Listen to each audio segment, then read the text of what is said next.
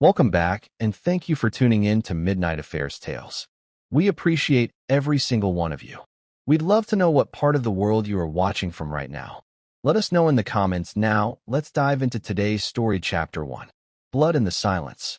The door creaked open with a softness that didn't match the war zone echoing in Logan's head. Combat boots hit hardwood. Quiet. Heavy. He stood still in the doorway, duffel bag sliding from his shoulder to the floor. Home. After 8 months of sandstorms, gunfire, and missions no one back home would ever read about. He'd imagined this moment.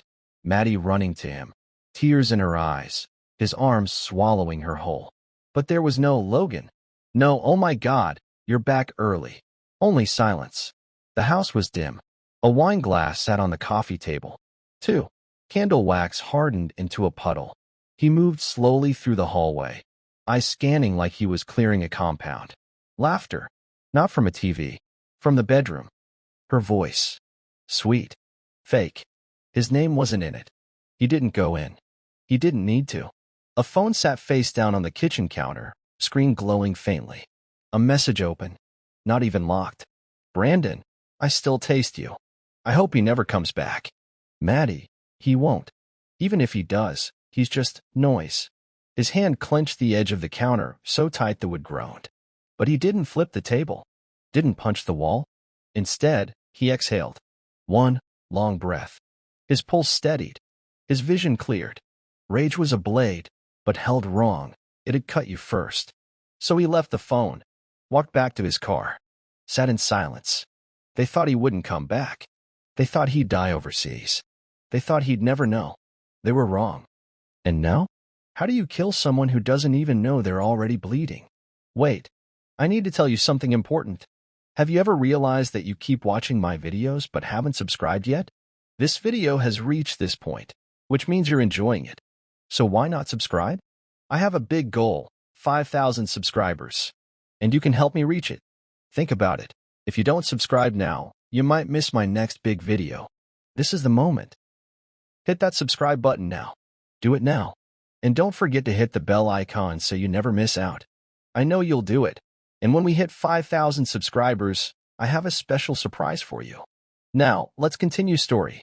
The next morning, the smell of pancakes filled the kitchen. Maddie stood barefoot, humming. Innocent. Clean. Morning, baby, she said, leaning in to kiss him. He let her. Tasted betrayal in butter and syrup. You're up early, Logan said, voice low, calm, controlled. You know me, she smiled, brushing her hair behind her ear. Wanted to surprise you. Thought you'd be gone another month. He studied her eyes. Not even a flicker of guilt. I missed you, she said. We need to reconnect. He gave a slight nod. We do. But inside? He was miles away. Last night, he'd copied her phone. Transferred everything to his secure drive. Calls. Texts. Voicemails. He listened to one on the way home from the gym. Maddie, you're the only one who sees me, Brandon. Logan just exists. He's too quiet. Too serious. Brandon, he's a robot. You deserve real passion. Maddie, God, I love when you call me mad. Only you do that. Logan had rewound that line 5 times. Only you do that. Maddie had said that once to him. In a letter while he was deployed. The exact line. He looked at her now. Pouring syrup. Acting like a wife. Pretending. He wanted to scream. But rage was loud. And loud was weak. Hey, I was thinking we should have Brandon and his wife over soon, she said, flipping a pancake. He blinked. Yeah, let's plan that. Really? She smiled, surprised. He smiled back. Absolutely. By noon, Logan had cleared out the shed. To anyone else, it looked like a guy catching up on chores. But inside, gear, boxes, old encrypted laptops, military-grade surveillance kits, stripped from Black Ops runs that were never supposed to exist. He clicked on a voice file. The latest. Maddie. If he ever finds out, I swear. Brandon, he's dangerous. Brandon, then let's be careful. But honestly, he's a ghost. Nobody even notices him. Logan chuckled under his breath. He was invisible. Good. First, he mapped their timeline. When the affair started. Where they met. The hotel they used. The condo Brandon paid for. The money transfers. The fake email accounts. Every liar leaves a trail. They just think they're smart enough to hide it. Second, he contacted Vince, an old ranger. Now private intel. Trusted. Need your eyes on a corporate guy named Brandon K.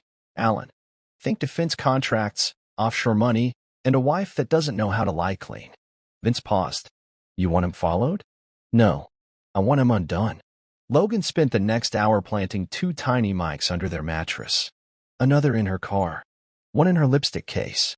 Maddie walked in midway. What are you doing in here? Looking for my old jacket, he said without flinching. She smiled. Ah, still keeping warm with army gear? Something like that. She left. Logan stood in the doorway, staring after her. She thought he'd just sit in silence, swallow betrayal like another ration. But Logan had spent years learning how to end enemies quietly, permanently. And now? He was done being the quiet one. The next Sunday, Maddie wore that red blouse Logan once said made her look like trouble. She sat across from him at the kitchen island, swirling wine like she didn't know him anything. So, Brandon's in line for a promotion. Regional director, she said, trying to sound casual. He's brilliant. You'd like him. Logan sipped his coffee. Bitter. Strong. Think so? Yeah. You guys both care about strategy, big picture thinking, all that. He nodded slowly, eyes locked on hers. How long have you worked under him? Couple years now. Why? No reason. He smiled. That quiet, unreadable smile that used to make people in interrogation rooms twitch. Maddie took another drink. You okay? You've been different since you got back. He met her gaze. War does that. She gave a soft sigh and looked away. I just want things to go back to normal. Normal? Normal was dead the second she whispered someone else's name in their bed. Logan stood and kissed the top of her head. We'll get there, he said. Later, in the garage, Logan laid out a printed spreadsheet of Brandon's company travel reimbursements. Vince had sent it over encrypted. 2 dates lined up perfectly with Maddie's fake girls' weekends. He circled them. She wasn't even hiding well. That's what burned the most. Not just betrayal, but how careless they were. Like he wasn't even worth fearing. That would change. They sat at a restaurant on the waterfront. Brandon across from him. Maddie beside Logan, her hand on his knee like she hadn't tried to erase him. Man, I gotta say, Brandon chuckled. Maddie's told me all about you. We're hero. Quiet type, huh? Logan smiled. Just a listener. Brandon ordered steak. Medium rare. Like he deserved to be celebrated. So what's next for you, Logan? He asked. Going back overseas? Not this time. Staying put a while. Brandon's jaw tightened. Just a flicker. That tension you only see if you're looking for it. Maddie cut in. He's thinking of consulting. Maybe security work. That right? Brandon raised a brow. I've got a few people interested in my skill set. Bet you do. Logan leaned forward, voice calm. How about you, Brandon? You and Maddie close at work? Brandon laughed too quickly. We work well together. She's sharp. She is, Logan said, turning to her. Real good at keeping secrets. Maddie froze for half a second, then smiled, too wide. He's teasing. Brandon's face stayed frozen for a beat longer. That was enough. Logan knew now, the affair wasn't just lust. It was power. A plan. Brandon didn't just want Maddie. He wanted Logan gone. After dinner, Logan drove home in silence. You were weird tonight, Maddie said. Yeah, he replied, eyes on the road. Guess I'm still adjusting. To being a ghost. To watching them flinch. To pulling their world apart while smiling in their faces. Logan installed the last camera behind the AC vent while Maddie was in the shower. The feed streamed straight to a secured laptop hidden in the garage. Audio, video, backups to the cloud. Maddie's phone? Cloned. Brandon's? Tapped through his insecure Wi-Fi. Each message was a nail in their coffin. Maddie, he's quieter than usual. Brandon, keep him calm. The second he snaps, he'll ruin everything. Logan watched them talk about him like a sleeping dog. Like he wasn't already 5 steps ahead. He emailed Vince, found discrepancies in Brandon's overseas contracts. Dig deeper. Check shell companies in Panama. A reply came within an hour. Copy. Also, Brandon's HR files are dirty. Found 2 sexual misconduct settlements. One sealed. Of course he was scum. Maddie didn't fall for a man. She fell for leverage. Logan shut the laptop, pulled out a small burner phone, texted a number labeled Ghost. Logan, Phase 2. I want everything public but untraceable. Hit the firm's reputation first. Ghost, on it. Should go live in 48 hours. That night, he sat on the couch beside Maddie. She rested her head on his shoulder, completely at ease. Her phone buzzed. Brandon, call me after he's asleep. She locked the screen and sighed. Work again. Yeah, Logan whispered. Always is. He kissed her forehead. If she only knew. She wasn't living with a husband anymore. She was living with a storm. The invitation came 3 days later. Brandon's wife, Rachel, had no idea. Maddie suggested a couple's dinner, a casual night in, to keep up appearances. Logan agreed with a smile and quiet eyes. He watched her text Brandon from across the kitchen. He's fine with it. Told you, he's clueless. Brandon replied, we're golden. He won't see it coming. Logan poured himself a drink and stared out the window, letting the ice click against the glass. Won't see it coming? He almost laughed. That Saturday, the four of them sat around the patio table, lights strung above them like false stars. Maddie grilled steaks. Brandon brought a bottle of Napa's finest. Rachel complimented Logan on his calm demeanor. I don't know how you do it, she said. All that time overseas. I'd be a wreck. Logan smiled. You get used to chaos. Makes peace feel more calculated. Brandon raised his glass. To calculated peace. Logan clinked it without blinking. Dinner flowed with laughter and subtle lies. Rachel chatted about real estate. Maddie beamed at Brandon like he hung the moon. Logan studied her hand resting under the table, close enough to Brandon's knee that it brushed him more than once. He pretended not to see, but inside, he clocked every flicker in their eyes, every sideways glance. After dessert, Rachel offered to help Maddie with dishes. Logan and Brandon remained. So, Brandon said, stretching back in his chair, any plans for work? Or just kicking back a while? Logan's voice was quiet. Actually, I've been researching fraud law lately. It's fascinating how people get too confident, leave trails. Brandon blinked, caught off guard. Yeah. Logan smiled. Yeah, you'd be surprised what comes to light. Monday morning, Logan parked across the street from Brandon's firm, binoculars resting on the dash. The building was glass and steel, modern, sleek, and soulless, just like Brandon. Through Vince's contact, Logan had planted someone inside, Marcus, a junior IT tech with a gambling problem and a bone to pick. At 10:43 a.m., Marcus texted, Brandon's in a closed door with 2 execs. Talking damage control. Something's leaking. Logan replied, good. Leak more. He waited, watching the lobby rotate with suits and smiles. From the outside, everything looked polished, but rot always started underneath. Later that day, Logan met Marcus behind a gas station off I-75. He's nervous, Marcus said, passing a flash drive. There's been a hit online. Anonymous forum drop. Somebody posted internal budget files. Stuff that shouldn't exist outside accounting. Any mention of Maddie? Not yet. But she's on his private calendar more than HR knows. And Brandon's got a hidden drive. Logan took the flash drive. We need access. Marcus hesitated. Look, I don't want to get burned. You won't. Logan's voice didn't rise, but the weight of it made Marcus nod fast. That night, Logan plugged in the drive. Documents loaded.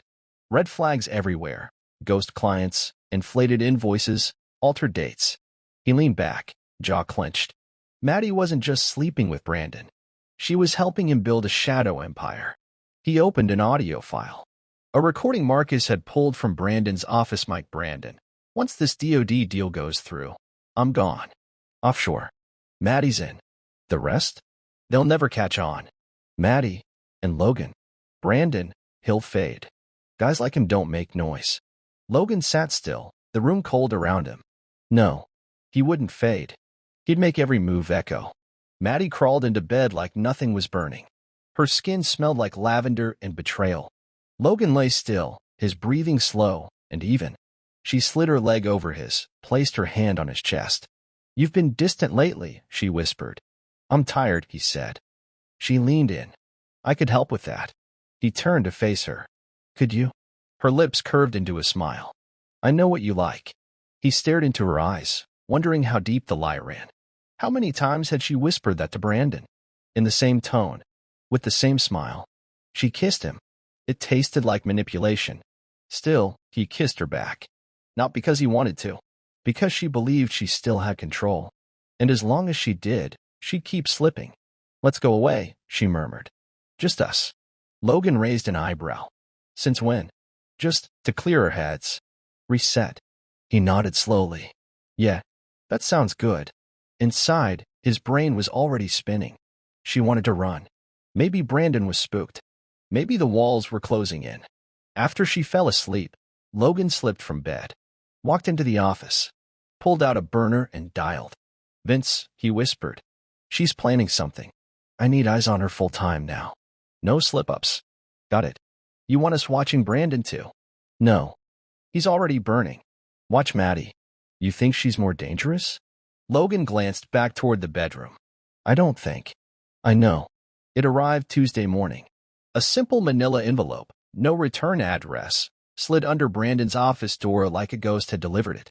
He picked it up, flipped it over, opened it with no suspicion. Why would he be afraid?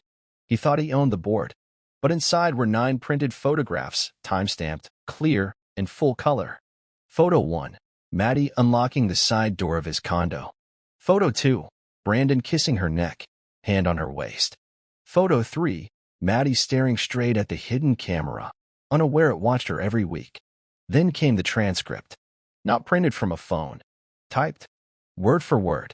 Every call, every whisper. And a note at the bottom, in bold black ink. Tick. Tock. Brandon sat back in his chair, pulse hammering in his neck. Sweat gathered at his collar.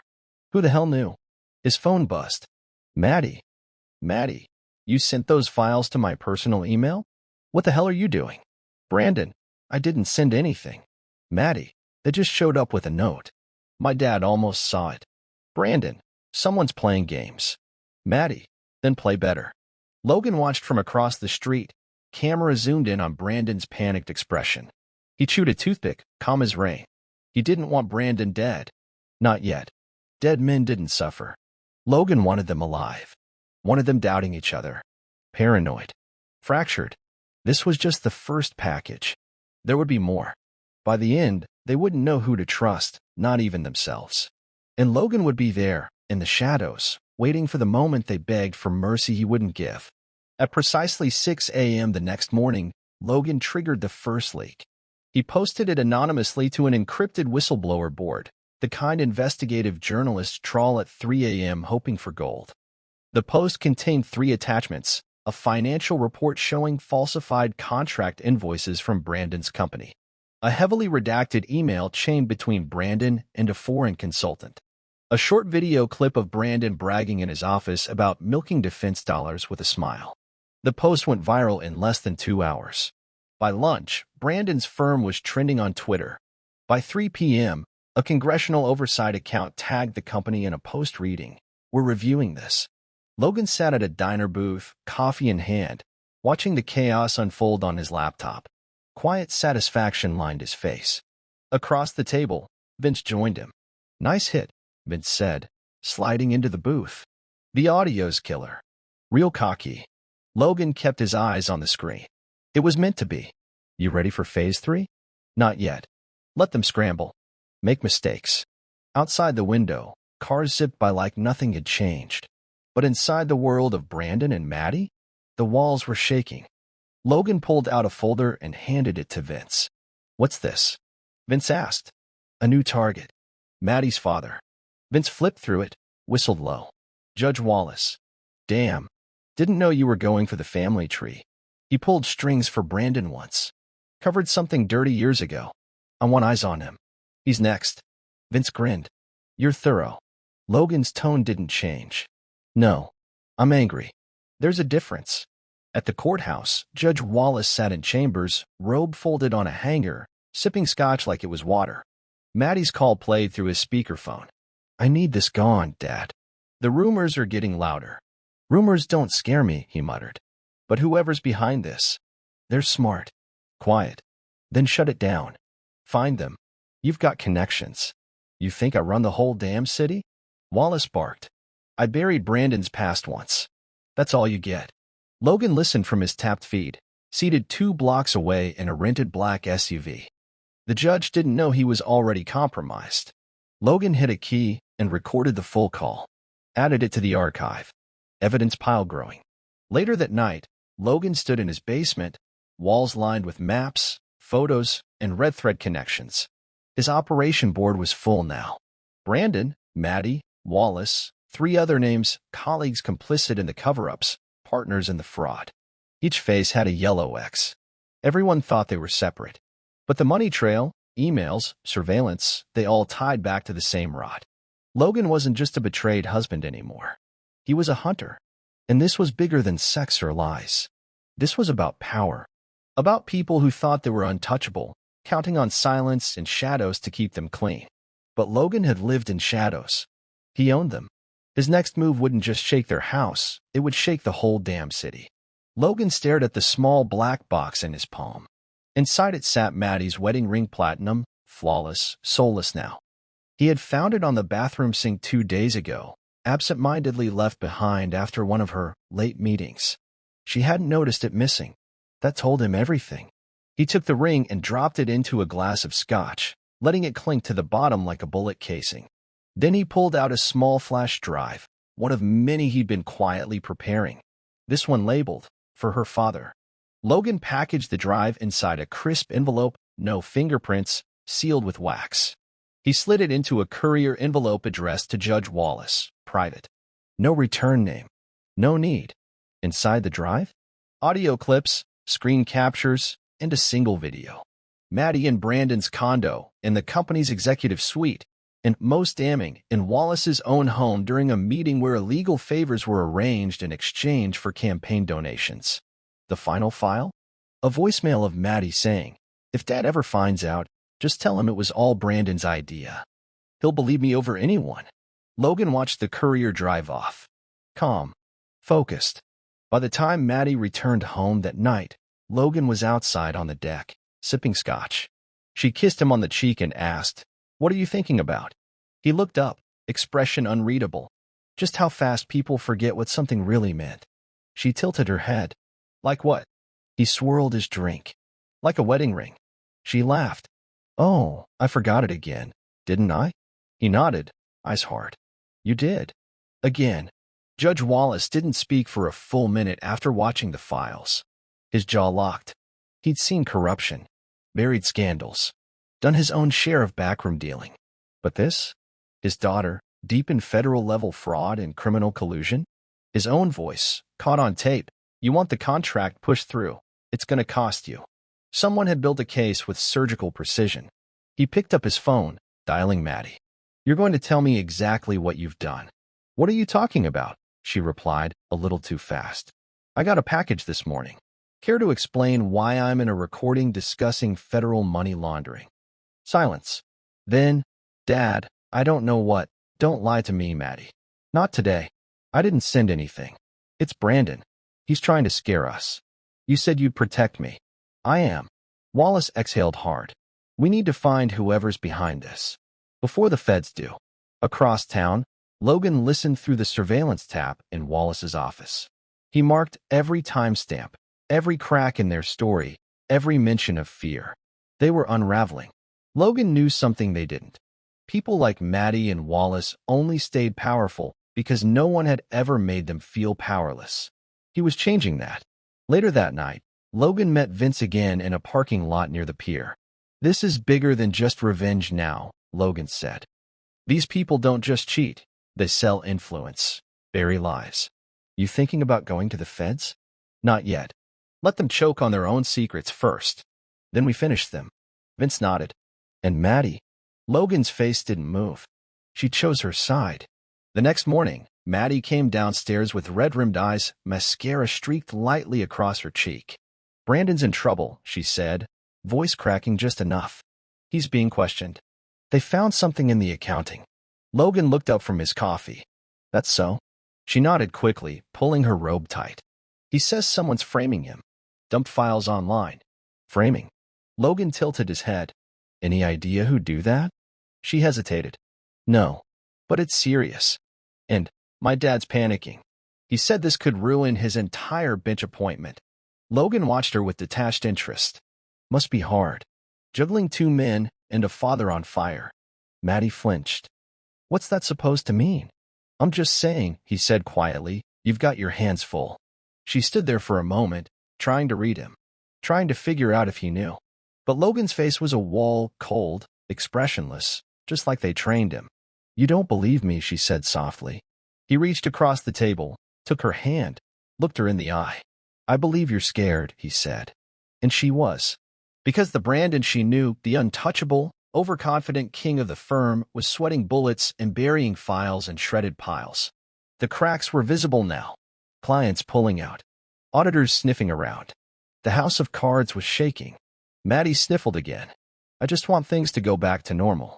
Logan stood, leaned in, and kissed her forehead. Normal's coming, he said. Sooner than you think. She smiled, relieved. And Logan smiled too. Because she thought that meant safety. But what it really meant was judgment. In a dim-lit cigar lounge downtown, Brandon sat with two men in tailored suits and eyes too cold to be just accountants. This wasn't about money anymore. It was about control. I need this handled, Brandon said under his breath. Someone's targeting me, smearing my name with doctored files. One of the men, DeMarco, eyed him. They're not doctored. We've seen the originals. Brandon stiffened. You've made a mess, DeMarco continued. And we don't clean messes. We erase them. If your problem talks, you lose your protection. Brandon's lips twitched. He doesn't even know what he's dealing with. You sure about that? Across town, Logan watched the meeting unfold in real time from his surveillance van. One tiny camera hidden in a table lamp, planted weeks ago by a janitor Logan paid in cash. Brandon was in deeper than Maddie knew. That was the leverage Logan needed. He clicked on a side screen. Vince had uploaded a new drop, corporate tax fraud and offshore accounts, traced and cleaned for public viewing. All set to leak. But Logan paused, looking directly into the van's camera as if staring at someone beyond the screen. You watching this from Chicago? Maybe LA? Or some quiet town in Texas where everyone pretends these things don't happen. He leaned in, voice low and chilling. Tell me in the comments, where are you watching this from? Which city's seeing the truth drop live? Because after this chapter, I guarantee yours could be next. He had sinned. Within 10 minutes, hashtags trended. Hashtag the Brandon collapse, hashtag Judge Wallace exposed, hashtag where are you watching from back in the lounge. DeMarco slid a card across the table. Last favor, Brandon. Use it wisely. Logan screenshot the card's number. Another piece of the puzzle. Because soon, every player in this game would wish they'd folded early. That evening, Logan stood outside the dim, flickering neon sign of the Grid, a half-legal data broker spot in the industrial zone. Inside waited a contact, Cam Torres, hacker for hire, good with code, terrible with judgment. Cam, Logan said as he approached the table, you still loyal to people who save your ass? Cam gave a twitchy grin.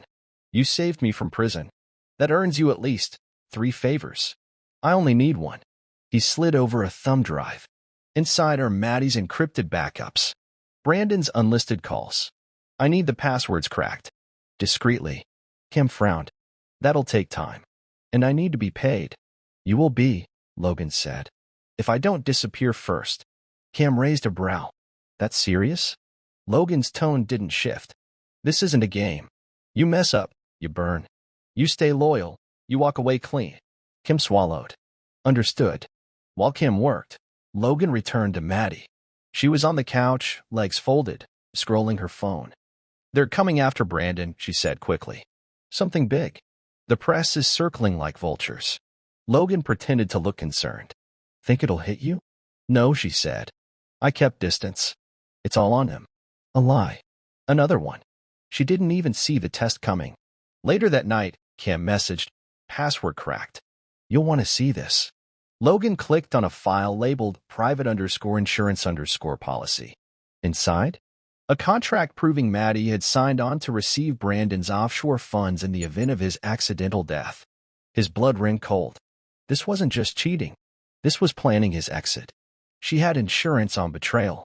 And Logan now had proof. The message thread had been wiped clean. Maddie must have thought she was smart, deleting only what mattered, keeping the fluff. But Cam's recovery software had restored it all. Brandon, you sure he won't catch on? Maddie, he still thinks I'm his broken little wife. He won't move until it's too late. Brandon, let's move the timeline up. You take care of your side. I'll handle mine. Maddie, I'll fake a breakdown. He'll never see it coming. Logan read every line in silence. Then he scrolled to a video attachment. His stomach turned. It was Maddie rehearsing tears in the bathroom mirror, whispering the lines she planned to cry in front of him. I'm sorry. I didn't mean to. I was just so lonely. Practiced. Performed. Perfect. The anger didn't come in a wave. It came in silence, like a tide that never recedes. Logan opened his laptop, pulled up his warboard, updated it, drew a line from Maddie to a new name, Shelley Greer, an HR exec at Brandon's firm. One of the few people Maddie regularly met off hours. He zoomed in on a new photo: Maddie, Shelley, and Brandon at a private charity dinner 2 weeks ago. He circled Shelley's face. New target. He then texted Vince, find Shelley. Follow her. Discreet. She's next on the list. The storm was only growing darker. And Logan? He wasn't just hunting now. He was erasing legacies one name at a time. The headline hit the press just before sunrise. Defense contractor Brandon Allen reported missing amid ongoing federal scrutiny. Brandon's car was found near a private marina. Keys still in the ignition. No note. No trace. Maddie sat at the kitchen table, pale, phone shaking in her hand. He's gone, she whispered. They think he killed himself. Logan blinked, slow. Did he? I don't know. Her eyes welled up. He was under pressure. It got too real. Fake tears again. Logan had seen better actors in field interrogations. But this wasn't part of his plan. Brandon wasn't supposed to vanish. That night, Logan sat in the basement, scanning marina footage frame by frame. One grainy shot Brandon handing a duffel bag to someone in a black hoodie. Not suicide. Escape. He called Vince. Brandon's alive, Logan said. Find out where he went.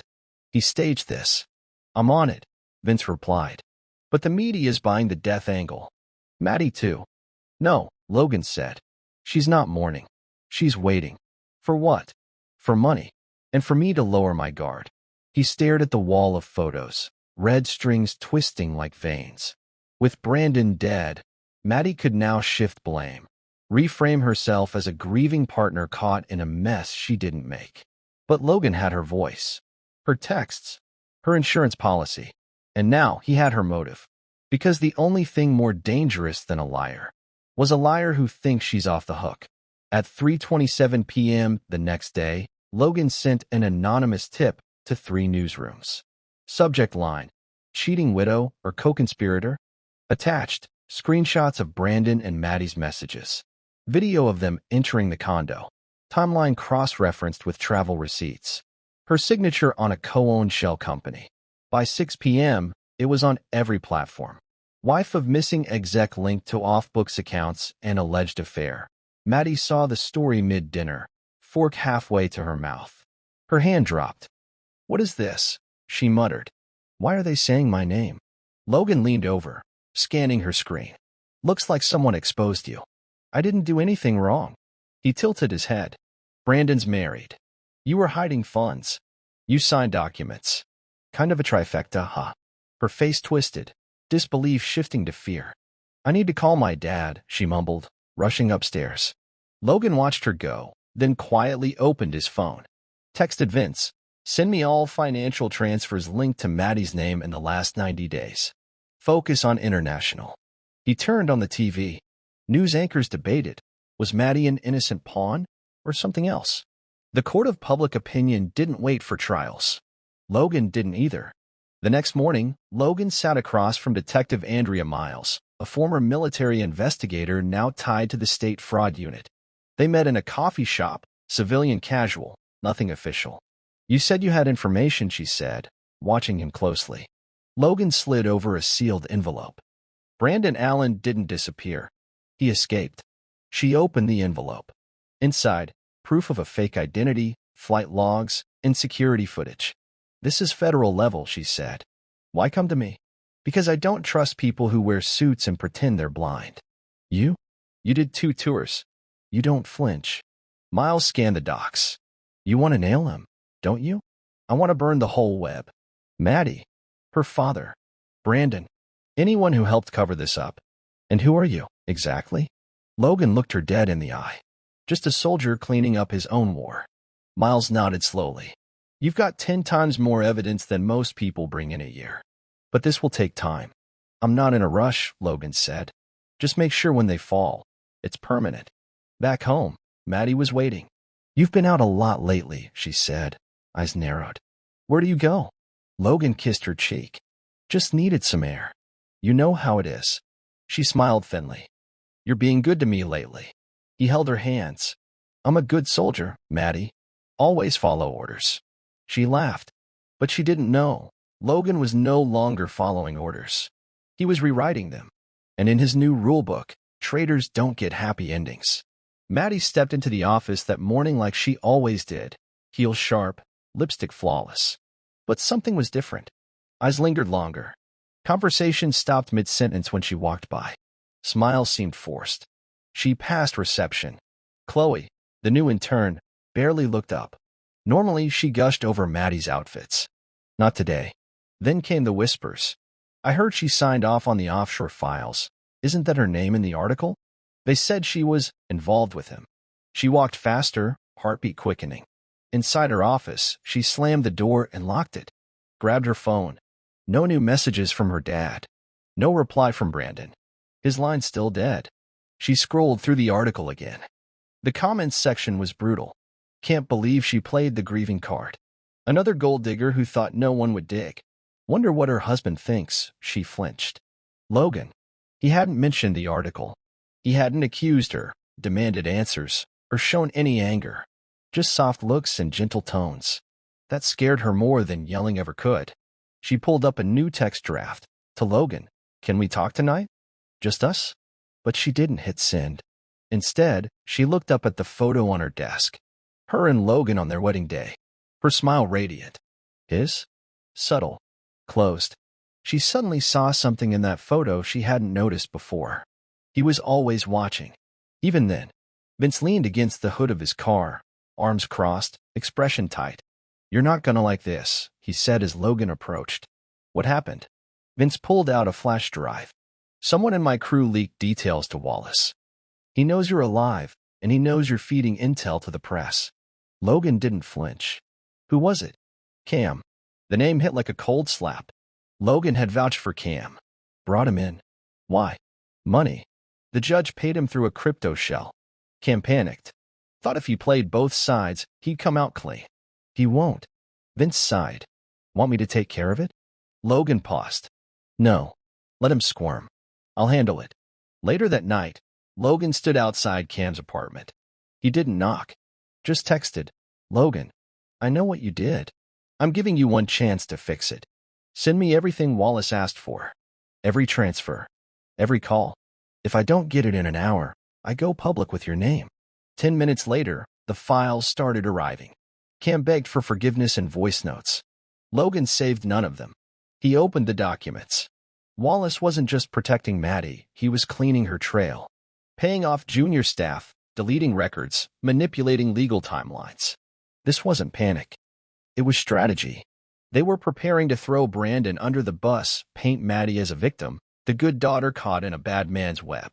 But Logan had more than documents. He had Maddie's real voice. Her face. Her planning. Her pride. And soon, the world would too. Judge Wallace's office was quiet. Too quiet. The package arrived during lunch. Black envelope. No postage. Hand-delivered. His assistant brought it in with trembling fingers. It just appeared on your desk. Wallace opened it slowly. Inside, no letter. Just a flash drive and a printed transcript. He plugged it in, curiosity masking dread. Video file 01. Maddie. Laughing in Brandon's bed. Saying, he's just a uniform. I smile, he melts. It's almost pathetic. Video file 02. Brandon, on a call. Her dad's got friends in federal review. She'll walk. I'll take the fall if it comes to it. Worth it. Wallace's face went stone gray. He flipped to the transcript. A recording from a week ago. Wallace, on phone, if she's tied to this, you bury it. I don't care what you have to delete. Logan watched the scene play out live via the hacked security cam feed from Wallace's office. No sound on the video, but he didn't need it. The look on Wallace's face? Panic. Maddie had overplayed her hand, dragged her father into her mess. And now Wallace's career, his seat, his reputation was shaking under the weight of her ego. Logan leaned back, satisfaction subtle on his face. This wasn't about explosions. It was about pressure. Constant. Relentless. Inescapable. And Wallace had just felt his first crack. It was late. Logan stood in the hallway just outside the bedroom. Maddie was asleep, or pretending to be. Her breathing slow, perfectly timed, almost rehearsed. He watched her. A month ago, she would have been a mystery. Now she was a file. A trail of receipts, betrayals, and lies dressed in perfume. He walked to her side of the bed, dropped something gently onto the pillow. A photograph. It was her and Brandon at the marina 2 nights before his disappearance. Arms locked. Smiling. Underneath it, a note in clean, block lettering. You've got one chance left. Use it. The next morning, she found it. Said nothing. But her hands trembled when she poured her coffee. Later that day, Logan stood in the shadows of a parking garage. Vince pulled up and tossed him a burner phone. What's this? Logan asked. Cam's dead. Logan's body went still. OD, Vince said. Too clean. Too fast. Wallace had him wiped. Logan's jaw tightened. That's their move? Clean up the mess. Vince nodded. Time to hit harder. Get loud. Logan shook his head. No, not yet. Why not? Because I'm waiting for Maddie to make her real move. She's scared now. She's desperate. And that's when people show their hand. He looked out across the lot. I steady. She thinks I'm still playing catch-up. Vince asked, and you're not. Logan gave a quiet smile. I already know how her story ends. 3 hours later, Maddie stood in front of a mirror, rehearsing a call. She'd already dialed once. Hung up. Dialed again. Finally, she said, we have a problem. He's onto everything. A pause. Then Brandon's voice, alive, distant, distorted through a voice scrambler. You were supposed to handle this. I tried. He's not who I thought he was. He's methodical. Smart. He's watching me. Then we stick to the plan. There is no plan anymore. The walls are closing in. Maddie, get to the safe room. I'm not now. She hung up. Logan, listening from the surveillance van, stared at the waveform on his laptop. The signal had bounced through 4 countries. But the voice was Brandon's. He wasn't just alive, he was orchestrating the chaos remotely. The safe room wasn't just a panic shelter. It was a vault connected to Brandon's off-grid servers, high-frequency traders, encrypted tunnels.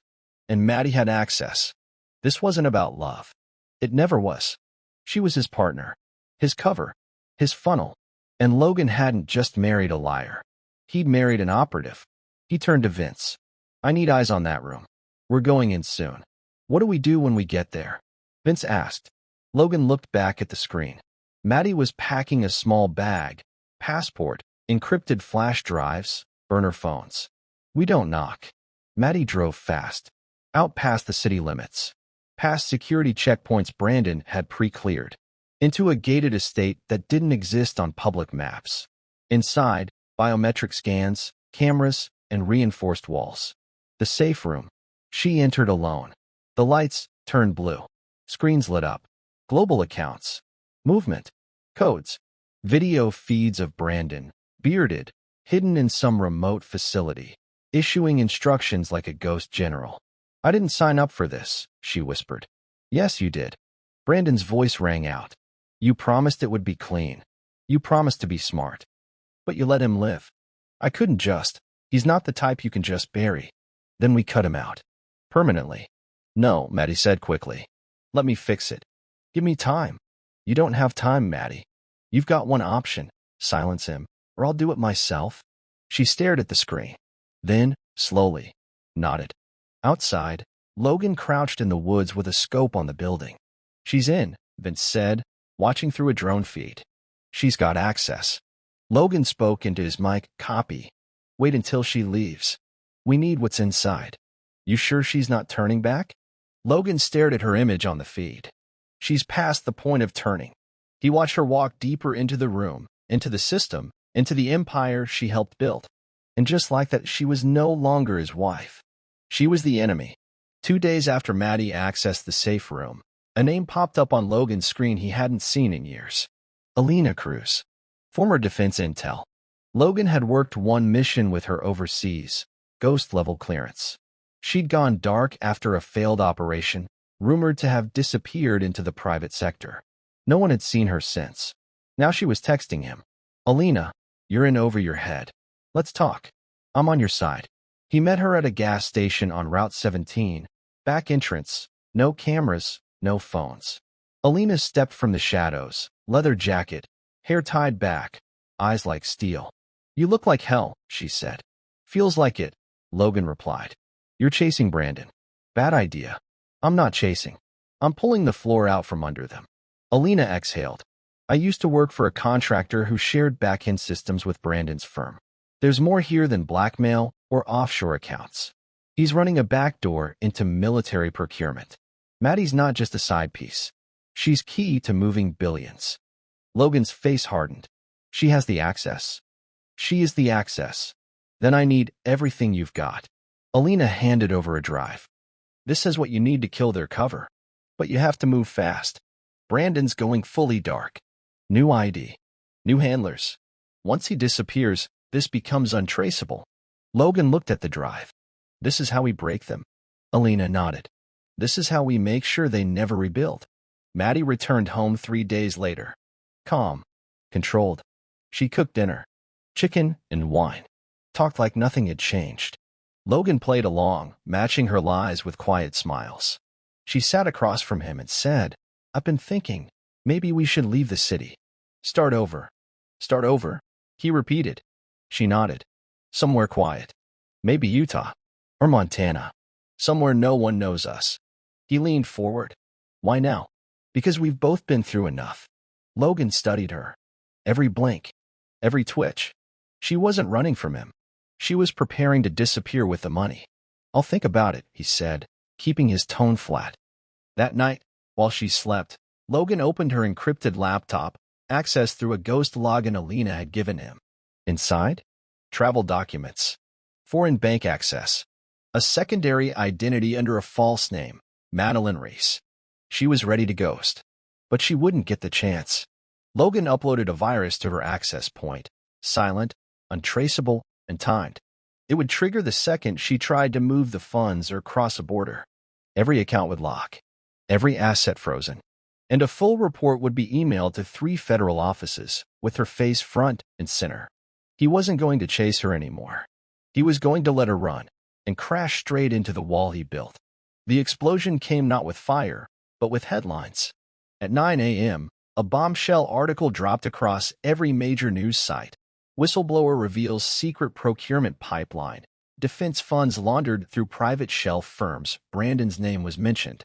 Maddie's was hinted at. Judge Wallace? Quoted in a leaked call begging to bury this quietly. Maddie read the article in stunned silence. Her phone started buzzing. Over and over. Her father. Her lawyer. Old contacts. One by one, the ground began crumbling under her. She turned to Logan. Did you see this? He looked up from the kitchen table. Calm. Yeah, pretty wild. They have no proof, she said quickly. This is fake. You sure about that? He said, his voice low and deliberate. Maddie stared at him. What are you saying? He stood, walked toward her, close enough to smell her perfume. You thought I wouldn't find out. Thought you were smarter. That you'd leave me behind with nothing but ashes. Logan, I didn't. Don't lie to me now. For the first time, her face cracked. The mask slipped. What are you going to do? He leaned in, voice like a knife. I already did it. The lights in the house flickered. Maddie's phone buzzed again. Account access denied. Backup security lock engaged. She ran to her laptop. Logged in. Access revoked. She turned back, eyes wide. What did you do? I burned it all, Logan said. The accounts. The backups. The escape. It's all gone. Her face went pale. You can't do this to me. You did this to yourself. Then he left her there, standing in the middle of a collapsing empire she helped build, screaming at the silence that answered her back. Maddie didn't leave the house for 2 days. Not after the article. Not after her accounts froze. Not after Logan stopped pretending. She tried calling her father. Straight to voicemail. Her lawyer? Vanished. Brandon? Still a ghost. She poured herself a drink, scotch this time, like Logan used to. She stared at the cracked screen of her laptop. An error code flashed every time she tried to log in. Ashfall 01. She'd seen that code once before. Years ago on Brandon's tablet. It was a kill switch, an irreversible purge tied to a classified financial protocol. When activated, it triggered a full system lock, deleting transactional history, wiping identities, and sending alerts to international fraud divisions. She whispered, he knew the whole time. Upstairs, Logan stood at the bedroom window, watching a black SUV pull into the street. He didn't flinch.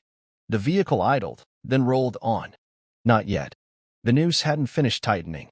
Downstairs, Maddie started tearing the living room apart, searching for anything she could use. Old burners, backup drives, flash memory, all blank. She tried to scream. Nothing came out. Logan entered quietly. You knew about Ashfall, she said, breath ragged. I named it. You destroyed everything. No. I gave you the option to stop. You didn't. You ruined me. No, Maddie, he said, stepping closer. You built this. I just shut off the lights. Judge Wallace stared out his office window, hands trembling. 2 more subpoenas had landed on his desk. One from the DOJ, the other from an oversight committee. And now reporters were camped outside his gated home. He turned back to the video playing on his screen, his own voice saying, "The girl's my daughter. Make it disappear, or I'll make you disappear." He gritted his teeth, picked up the phone, and dialed an encrypted line. "Get Brandon on," he snapped. The voice on the other end. "Brandon's gone dark. New location. No contact allowed. I don't care. My daughter's being crucified in the media and I'm being dragged down with her." A long pause. Then fix it. Or take the fall. The call ended. Wallace stood still. Then he did something rare for him. He panicked. Across the city, Logan uploaded another document set to his private network. The latest drop contained wire transfers from Wallace's clerk to offshore legal filters, clear tampering with court records. A full trail.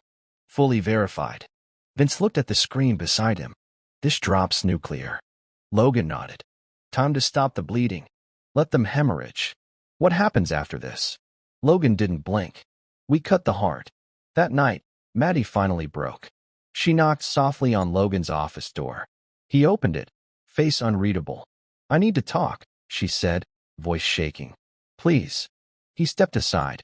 She walked in slowly, nervous, eyes darting to the cameras she knew might be watching. "I know I screwed up," she said. "But this is bigger than both of us now. Brandon, he's not going to stop. He'll burn it all." Logan folded his arms. "So you want my help now?" "I want a way out. I can give you what's left, access logs, passwords, server codes. But I want protection. Witness immunity." He stared at her for a long moment. "You think you're in a position to negotiate?" "I'm not stupid," she whispered. "You don't want to go down with this, either. We both know the feds don't play fair." He walked past her, locked the door, then turned. "Okay," he said. "Give me everything."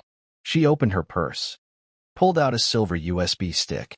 "This has the backdoor keys to Brandon's core servers. He used me to mask them. I'm done playing his game." He took the drive, looked it over. "You just handed me the trigger." She nodded. "So we're good." Logan met her eyes. "No." He stepped back, opened a hidden drawer in his desk, and slid out a recorder. He pressed play. "Maddie," recorded, "let's fake the panic. If he runs, he's guilty. If he fights, we play the victim." Her face drained. "You never stopped lying," Logan said. The walls around her weren't closing in anymore. They'd already closed. And now? There was no door left. Only the drop. Maddie didn't sleep that night. She lay in bed staring at the ceiling, the recorder's voice still echoing in her head. If he runs, he's guilty. Logan hadn't said another word after the playback. He simply walked out and left her alone with the truth and the walls. Now every phone call ended before it began. No more lawyers. No more handlers. Her father stopped answering. The firm disowned her publicly.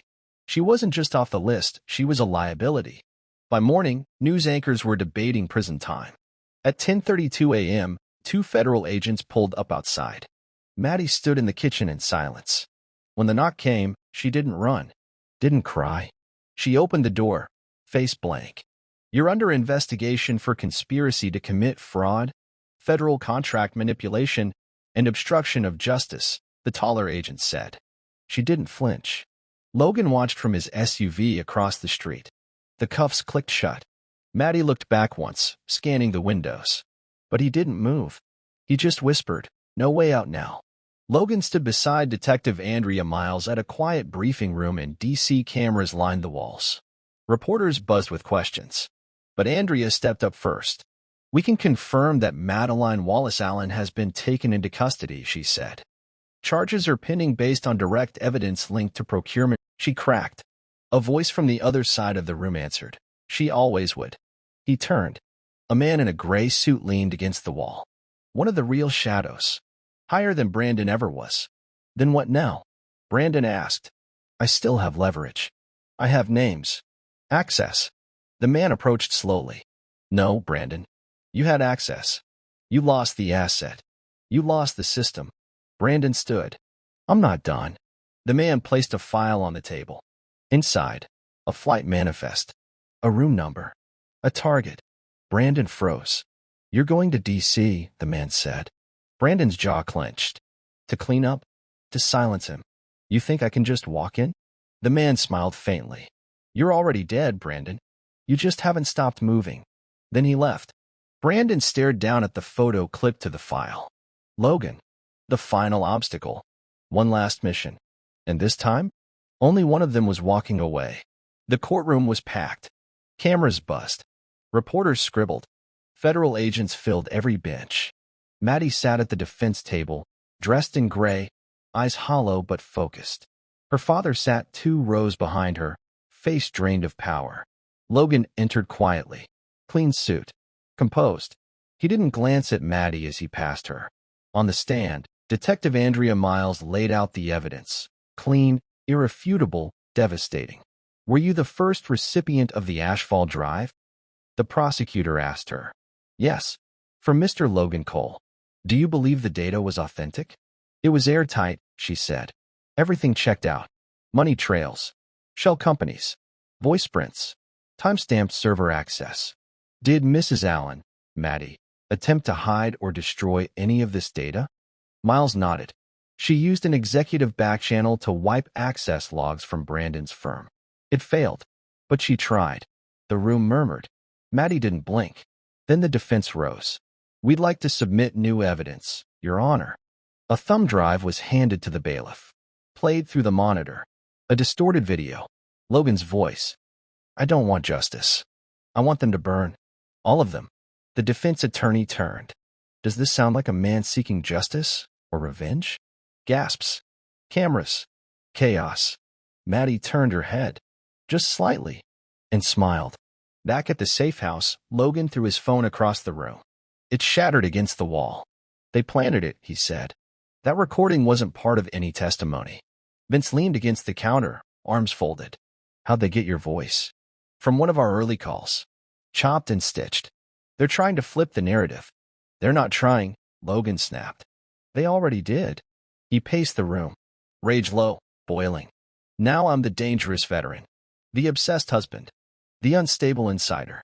And Maddie, she becomes the victim. Groomed. Manipulated. They paint Brandon as the puppet master and her as the broken doll." Vince exhaled. "We need another move." Logan opened the sealed file Alina had delivered weeks ago.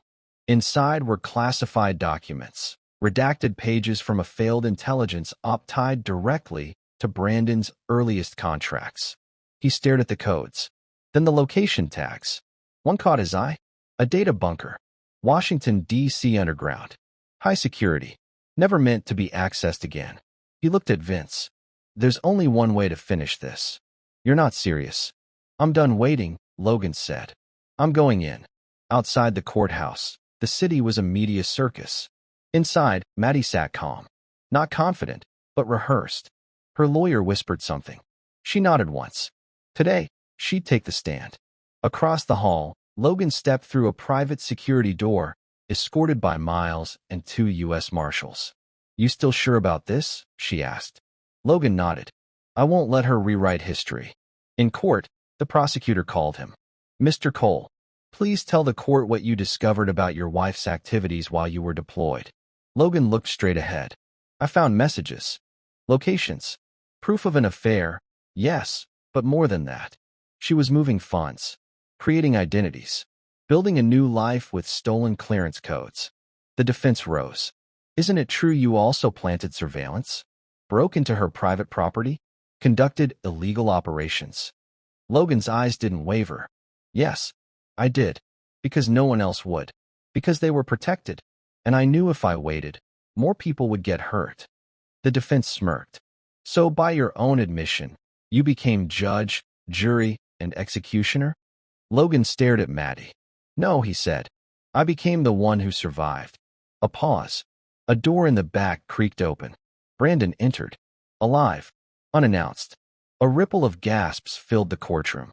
And suddenly, everything shifted. The air inside the courtroom was frozen in disbelief. Brandon's presence turned every head, every lens. The man declared dead, now alive, standing at the rear doors with a smirk like he'd never left. Maddie's face lost all color. Her lips parted, but no sound came. She hadn't expected this. None of them had. The judge's gavel slammed 3 times. Order. Brandon walked forward slowly. Calm. Confident. Your Honor, he said smoothly, I'd like to be added to the witness list.